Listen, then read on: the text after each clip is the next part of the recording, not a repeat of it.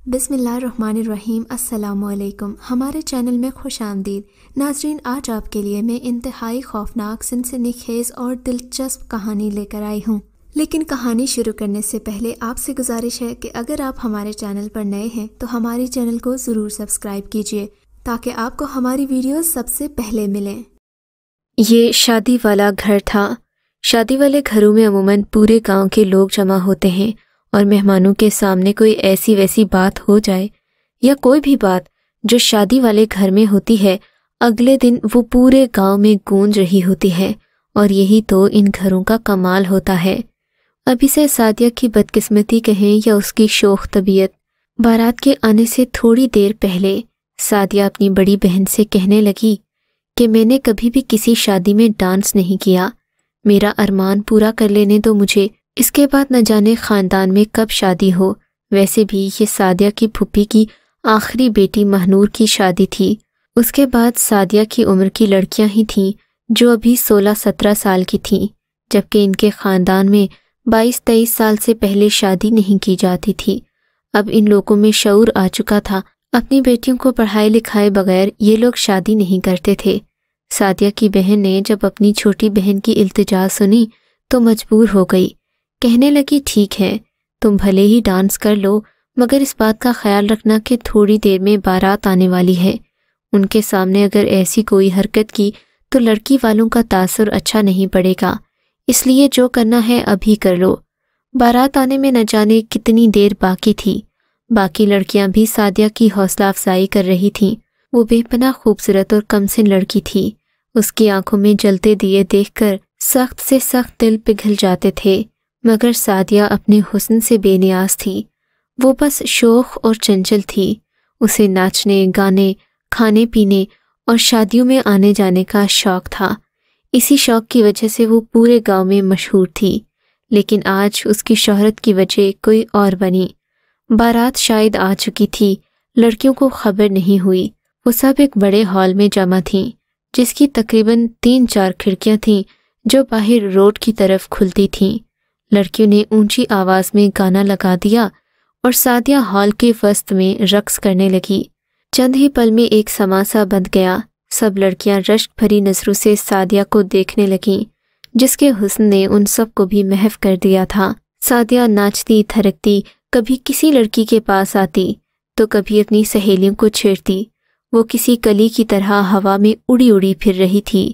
لڑکیاں اس کے ڈانس کرنے سے اتنا خوش ہوئیں کہ انہوں نے اگلا گانا لگا دیا۔ گانے کی آواز کافی اونچی تھی، یہاں تک کہ لوگوں کو بارات کے آنے کا پتہ بھی نہیں چلا۔ تبھی بارات میں کچھ منچلے نوجوان تھے جو رک کر سعدیہ کا رقص دیکھنے لگے۔ سعدیہ ان سب سے بے خبر ناچنے میں مصروف تھی، مگر اسے کیا معلوم تھا، ناچ، گانا، موسیقی سب شیطان کے ہتھیار ہیں، اور کبھی بھی انسان کو اس سب سے کامیابی یا سکون نہیں ملتا۔ باراتیوں میں باقی تو سب منچلے نوجوان تھے، مگر ایک پراسرار وجود بھی تھا، جس کی آنکھیں نہ جانے کب سے سعدیہ کے وجود کا حصار کیے ہوئے تھیں۔ وہ وجود باقیوں سے مختلف تھا، باراتیوں میں سب سے پیچھے اور بیری کے درخت کے نیچے کھڑا، وہ سعدیہ کو نہ جانے کب سے دیکھے جا رہا تھا۔ لڑکی والوں نے جب دیکھا کہ بارات آ گئی ہے تو انہوں نے فوراً لڑکیوں کو گانے گانے اور رقص کرنے سے روک دیا۔ بارات میں موجود منچلے تو سعدیہ کے دیوانے ہو چکے تھے، ان میں سے ایک دو نے تو شاید سعدیہ کے ساتھ شادی رچانے کا خواب بھی دیکھ لیا ہو، مگر رقص کرنے کے بعد سعدیہ کی حالت عجیب سی ہو رہی تھی۔ اسے ایسا محسوس ہو رہا تھا جیسے اس کا سر چکرا رہا ہو۔ اس نے اپنی 2-3 سہیلیوں سے اس بات کا ذکر بھی کیا، انہوں نے کہا کہ رقص کرنے سے ایسا ہی ہو جاتا ہے، بعض اوقات تو پاؤں میں بھی درد ہوتا ہے۔ اس نے بھی سمجھا کہ شاید معمول کی بات ہوگی، کیونکہ وہ تو رقص کرتی رہتی تھی، لیکن اتنا چکر اور طبیعت کا خراب ہونا ایسا پہلی بار ہوا تھا۔ پھر تھوڑی ہی دیر میں مانور کو تیار کر دیا گیا، بارات آ چکی تھی، نکاح بھی مکمل ہو گیا تھا، اب بس رخصتی باقی تھی۔ پورے گھر میں ماتم کا سا سما تھا، سب لوگ مہنور کے گھر سے جانے پر بہت دکھی ہو رہے تھے، مگر سعدیہ خالی خالی آنکھوں سے سب کو تک رہی تھی، جیسے وہ کسی خاص چہرے کی تلاش میں ہو۔ مہنور کی سبھی سہیلیاں اس سے لپٹ لپٹ کر رو رہی تھیں، مگر سعدیہ تھی جسے کوئی فرق نہیں پڑ رہا تھا۔ وہ سپاٹ چہرہ لیے کبھی باہر کو دیکھتی تو کبھی دائیں بائیں آنکھیں گھماتی۔ چونکہ سب کی توجہ رخصت ہونے والی دلہن پر تھی، اس لیے کسی نے بھی سعدیہ کی طرف دھیان نہیں دیا۔ پھر جب بارات چلنے لگی، سعدیہ کی کچھ سہیلیاں اس کے ساتھ جا بیٹھیں، مگر سعدیہ پیچھے ہی رہی، حالانکہ وہ مہنور کی سب سے بہترین سہیلیوں میں سے ایک تھی۔ ایک دو بار پھپھو نے بھی اسے مہنور کے ساتھ جانے کو کہا، مگر وہ اس پر آمادہ نہیں ہوئی۔ تھوڑی دیر میں بارات روانہ ہوئی تو سعدیہ نے ایک عجیب سی نظر سے بارات کو دیکھا اور پھر ننگے پاؤں بارات کے ساتھ ساتھ چلنے لگی۔ پھپھو حیران تھیں کہ آخر سعدیہ کو ہو کیا گیا ہے۔ پہلے تو وہ مان نہ رہی تھی، اب جب کہ جا بھی رہی ہے تو ننگے پاؤں، بھلا بارات والے لوگ کیا سوچیں گے؟ ابھی تو بارات چل کر دور جا رہی تھی، جبکہ اسے گاڑیوں میں بیٹھنا تھا۔ ایسے میں سعدیہ کے سر پر نہ ہی دوپٹہ تھا اور نہ ہی اس نے بال باندھے ہوئے تھے۔ بکھرے بالوں اور ننگے سر کے ساتھ وہ بہت ہی غیر مناسب لگ رہی تھی، مگر اس کی شاید طبیعت بھی خراب لگ رہی تھی۔ بڑی مشکل سے چلتی ہوئی وہ ان کے صحن سے دور واقع بیری کے درخت کے پاس پہنچی اور تھک ہار کر درخت کے نیچے بیٹھ گئی۔ سعدیہ کی سہیلیاں اسے دیکھ رہی تھیں کہ وہ درخت کے نیچے بیٹھی نہ جانے کن خیالوں میں گم ہے۔ انہوں نے جا کر سعدیہ کو واپس لانے کی سوچی۔ دو چار لڑکیاں مل کر سعدیہ کے پاس پہنچیں۔ سعدیہ، یہ تم یہاں کیوں بیٹھی ہو؟ بارات جانے ہی والی ہے، بعد میں گاڑیوں میں جگہ نہیں ہوگی۔ اٹھو، ہم تو مہنور کی سب سے قریبی سہیلیاں ہیں، ہمیں اس کا ساتھ نہیں چھوڑنا چاہیے۔ انہوں نے سعدیہ سے کہا، مگر وہ تو کسی اور ہی گمان میں تھی۔ تب ایک لڑکی کی نظر اس کی آنکھوں پر پڑی تو اس کی پتلیاں سفید ہو رہی تھیں۔ ایسا لگ رہا تھا جیسے سعدیہ اپنے ہوش و حواس میں نہیں ہے۔ وہ تو اس کی یہ حالت دیکھ کر ڈر گئی اور واپس گاڑی کی طرف بھاگی، کیونکہ بارات روانہ ہونے والی تھی۔ مگر سعدیہ کی سہیلی خوشبخت اس کی پکی تھی، وہ وہیں بیٹھی اسے مناتی رہی۔ تب سعدیہ نے ایک زوردار تمانچہ خوشبخت کے منہ پر مار ڈالا اور چیختے ہوئے بولی، چلے جاؤ تم سب یہاں سے، اکیلا چھوڑ دو مجھے۔ سعدیہ کا یہ گرراتا ہوا لہجہ دیکھ کر خوشبخت بھی خوفزدہ ہو گئی، مگر وہ اسے کہاں چھوڑنے والی تھی۔ اس نے جا کر سعدیہ کی ماں سے سارا قصہ کہہ دیا۔ سعدیہ کی ماں کانوں کو ہاتھ لگاتی بیری کے درخت کی طرف بھاگی۔ سعدیہ کی ماں کے دل میں یہی بات تھی کہ اگر کسی کو سعدیہ کی اس حرکت کے بارے میں پتہ چل گیا تو نہ جانے کیا ہوگا۔ گاؤں میں تو لوگ ایسی خبروں کی تلاش میں رہتے ہیں، پھر جب ان کو ایسی کوئی بات معلوم پڑ جائے تو وہ لڑکی کے لیے ہزاروں مشکلات کھڑی کر دیتے ہیں۔ اس کی ہر بات کو ایک الگ ہی رنگ دیا جاتا ہے۔ انہوں نے جلدی سے سعدیہ کو وہاں سے اٹھانے کی کوشش کی تاکہ اس بات کی کسی کو خبر نہ ہو، مگر تب تک پورے گھر میں یہ بات پھیل چکی تھی۔ سب لوگ سعدیہ کو وہاں سے اٹھانے آئے، مگر اس نے تو اپنا آپ جیسے بیری کے درخت کے نیچے باندھ ہی لیا تھا۔ وہ دونوں ہاتھوں سے تنے کو پکڑے وہیں بیٹھی چلا رہی تھی، چھوڑ دو مجھے، تم سب لوگ یہاں سے چلے جاؤ، میں کسی کے ساتھ نہیں جاؤں گی۔ سعدیہ کی یہ حالت دیکھ کر لڑکیاں پریشان ہو گئیں۔ سعدیہ کی ماں نے اس کے باپ کو بلایا، تب 3-4 آدمیوں نے مل کر سعدیہ کو اس درخت سے الگ کیا۔ سعدیہ کے چچا، تایا اور باپ سبھی اس بات پر پریشان تھے۔ اب یہ تو ہو نہیں سکتا تھا کہ وہ یہ سب ناٹک میں کر رہی ہو، کوئی بھی لڑکی اپنی بدنامی بھلا کیوں کر چاہے گی۔ سعدیہ کو مشکل سے گھر لے جایا گیا۔ شادی والے گھر میں یہ بدمزگی دیکھ کر سعدیہ کی پھپھو نے بھی اپنے تیور بدل لیے، کہنے لگیں کہ آج کل کی لڑکیاں نہ جانے کن خیالوں میں گم رہتی ہیں اور پھر الٹی سیدھی حرکتیں کرتی ہیں۔ سعدیہ کی ماں کو دکھ ہوا۔ انہوں نے سعدیہ کو وہاں رکھنے کے بجائے سیدھا اپنے گھر لے جانے میں ہی عافیت جانی۔ وہاں جا کر سعدیہ بے ہوش ہو کر بستر پر گر پڑی۔ سعدیہ کی ماں جو غصے میں تھی اور اپنی بیٹی کو ڈانٹنے کا ارادہ رکھتی تھی، اپنی بیٹی کی اس حالت سے اور پریشان ہو گئی، مگر اس نے کچھ نہیں کہا، خاموشی سے صبح ہونے کا انتظار کرنے لگی۔ اگلی صبح سعدیہ بکھرے بالوں اور سوجی آنکھوں کے ساتھ اپنے کمرے سے باہر آئی تو سب لوگ حیران ہو کر اسے دیکھنے لگے۔ اس کے تیور بالکل ویسے ہی تھے جب اس نے خوشبخت کو تھپڑ مارا تھا اور دوسرے لوگوں کو بھی خود کے پاس آنے سے روکا تھا۔ سعدیہ کی ماں نے اپنی تیوری پر بل ڈال کر بیٹی سے پوچھا، خیریت تو ہے بیٹا؟ کل تم نے یہ کیا کر دیا؟ پورے خاندان کے سامنے ہماری بدنامی کروا دی۔ سعدیہ نے اپنی ماں کی بات کا جیسے کوئی اثر ہی نہیں لیا، ٹہلتی ہوئی آ کر ناشتے کی ٹیبل پر بیٹھ گئی۔ ماں تو پھر آخر ماں ہوتی ہے۔ اس نے بیٹی کے سامنے انڈا پراٹھا رکھا تاکہ وہ پیٹ بھر کر کھا لے، شاید اس کی طبیعت خراب ہو۔ یہی سوچ کر ماں صبر کر رہی تھی۔ سعدیہ نے کھانا کھانا شروع کیا تو جیسے وہ نوالے نکلنے ہی لگی۔ اس کی ماں بیٹی کی یہ حالت دیکھ کر پریشان ہو گئی، اور پھر دیکھتے دیکھتے اس نے ایک نہیں پورے 6 پراٹھے کھا لیے۔ سعدیہ کا باپ اور بھائی جو ناشتے کی میز پر بیٹھے پہلے یہ سوچ رہے تھے کہ وہ ناٹک کر رہی ہے، اب ان کو بھی یقین ہو گیا تھا کہ سعدیہ کی زندگی میں کوئی ایسا حادثہ پیش آ گیا ہے جس نے اس کی زندگی بدل کر رکھ دی ہے۔ ان سب نے سعدیہ سے پوچھنے کی بہت کوشش کی مگر وہ کوئی جواب نہیں دے پا رہی تھی۔ شاید اس کی حالت ہی ایسی نہ تھی کہ وہ کسی سے بات کرتی۔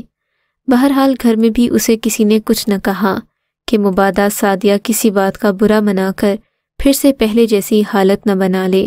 سعدیہ کے باپ نے اس کی ماں کو تلقین کی کہ تم بیٹی کو فی الحال کچھ مت کہنا، شام تک انتظار کرو، دیکھو کہ وہ کچھ کہتی ہے، کوئی فرمائش کرتی ہے تو اسے پورا کرنے کی کوشش کرو۔ عموماً بچے ماں باپ سے باتیں منوانے کے لیے ایسی ہی الٹی سیدھی حرکتیں کرتے ہیں، مگر سعدیہ کی ماں کے دماغ میں کچھ اور ہی چل رہا تھا۔ وہ جان گئی تھی کہ اب اس کی بیٹی اس کے قابو میں نہیں رہی، مگر صبح سے شام ہو گئی، سعدیہ کا رویہ نہیں بدلا۔ وہ جیسی کل رات تھی اس نے ویسا ہی چہرہ، ویسے ہی تاثرات بنا رکھے تھے۔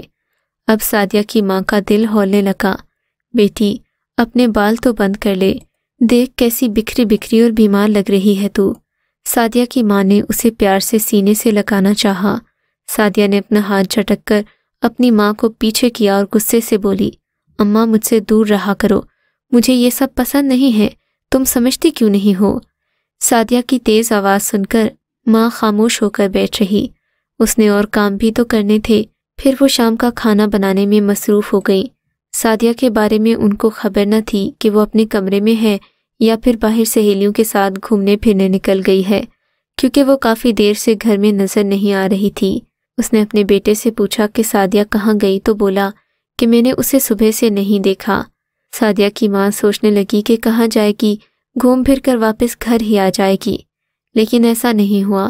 رات کے 8 بج گئے، سعدیہ کا نام و نشان نہیں تھا۔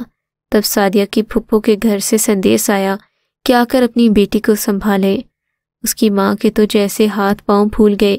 سعدیہ کی پھپھو تو ویسے ہی اس کی دشمن تھی، اب خدا نہ خواستہ ایسی ویسی کوئی بات ہو گئی تو نہ جانے کیا کریں گی۔ یہی سوچ کر سعدیہ کی ماں اس کی پھپھو کے گھر چلی گئی، جہاں ایک دن پہلے شادی کا فنکشن ہوا تھا۔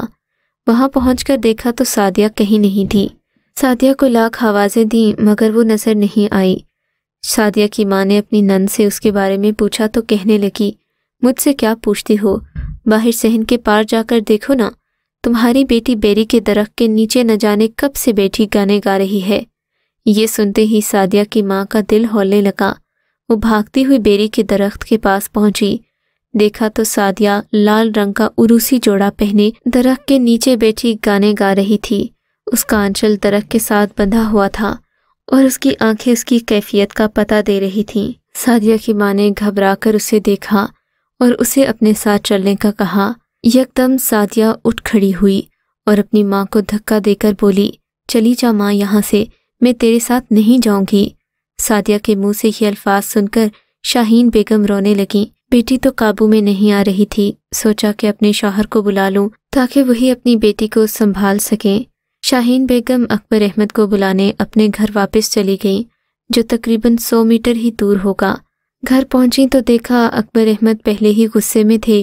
گھر آنے پر بیٹی اور بیوی دونوں گھر سے غائب پا کر ان کا بھی پارا گرم ہو گیا تھا۔ بیوی کے آتے ہی وہ اس پر برس پڑے، کہاں رہ گئی تھی تم؟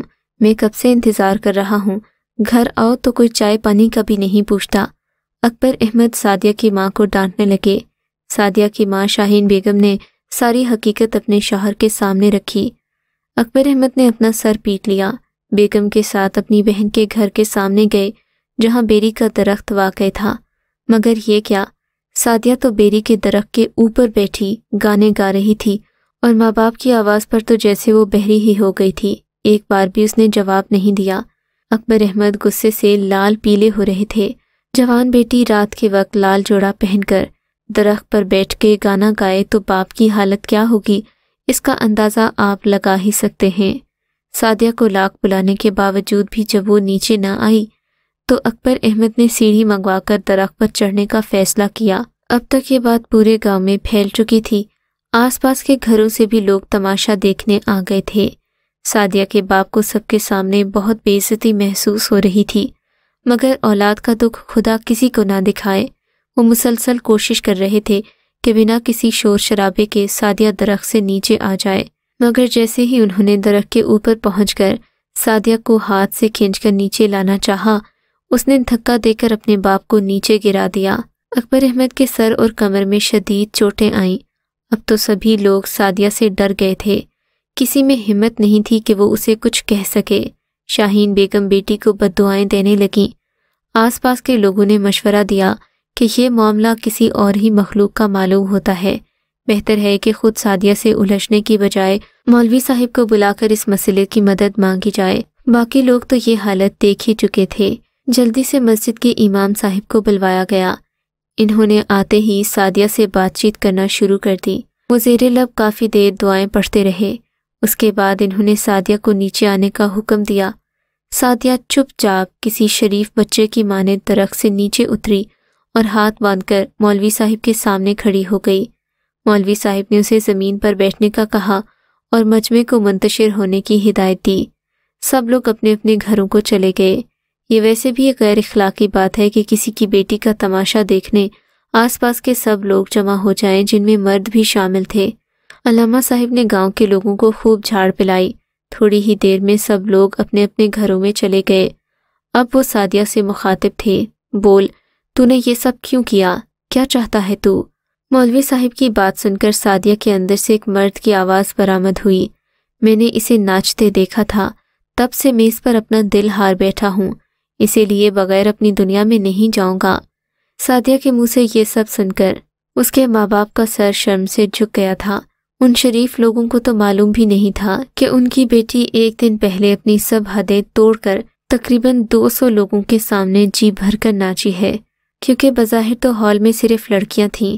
رات کے اندھیرے میں انہوں نے یہ بھی نہ دیکھا کہ کھلی کھڑکیوں سے باراتی انہیں دیکھ رہے ہیں، اور ان باراتیوں میں وہ پراسرار وجود بھی تھا جو سعدیہ پر اپنا قبضہ جما چکا تھا اور اب جانے کا نام نہیں لے رہا تھا۔ سعدیہ کے ماں باپ پریشان تھے، جبکہ مولوی صاحب کا کہنا تھا کہ سعدیہ اب کچھ عرصے کے بعد ہی صحیح ہوگی۔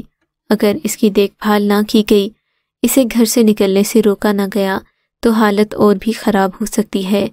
بالآخر مولوی صاحب کے کہنے پر سعدیہ کو بڑی مشکل سے ایک تعویذ باندھا گیا۔ سعدیہ نے اسے اتار کر پھینکنے کی بہت کوشش کی اور کئی بار کی، لیکن اسے ہر بار ناکام بنا دیا جاتا۔ 6 مہینے کے تعویذات کے استعمال سے بھی جب سعدیہ کی حالت نہ سنبھلی تو علامہ صاحب نے اسے مشورہ دیا کہ اس کی شادی کر دی جائے۔